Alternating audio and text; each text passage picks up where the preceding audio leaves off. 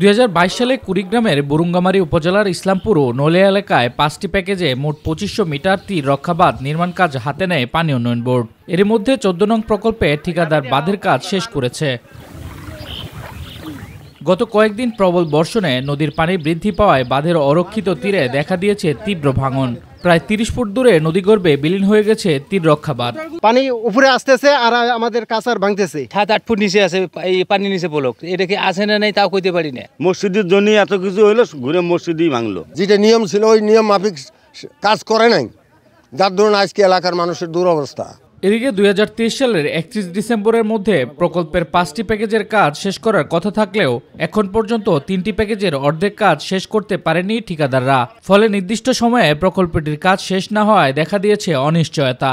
এখন আমাদের গ্রামগুলাই যদি না বাঁচে, এই বাঁধের আমাদের কি প্রয়োজন? গ্রাম সম্পূর্ণটাই বিলীন হওয়ার সম্ভাবনা বেশি। জরুরি ভিত্তিতে বস্তা অথবা ব্লক ফেলাইয়া আমার তীর রক্ষা করতে হবে এবং ভাঙনটা রোধ করতে হবে। নির্ধারিত মেয়াদে কাজ শেষ না হওয়ার কারণ হিসেবে মালামালের দাম বৃদ্ধিকে দায়ী করেছে ঠিকাদার প্রতিষ্ঠান। বিলম্ব হচ্ছে যে মালামালের দুষ্প্রাপ্যতা ছিল ওই সময়।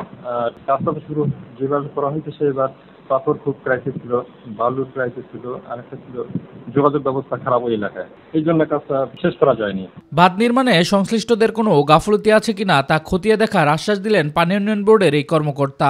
আমরা বিভিন্ন জায়গায় যেখানে ভাঙন দেখা দিয়েছে জনগুরুত্বপূর্ণ জায়গাগুলোতে অলরেডি যে বিভাগ দ্বারা কাজ বাস্তবায়ন করছি, আমি অনুমোদিত ডিজাইনের সাথে কোনো ব্যত্যয় হয়েছে কিনা খতিয়ে দেখব। প্রকল্প বাস্তবায়নের আগে দুধকুমার নদের ভাঙন রক্ষায় দ্রুত ব্যবস্থা নেবে কর্তৃপক্ষ, এমনটাই দাবি নদীপাড়ের মানুষের।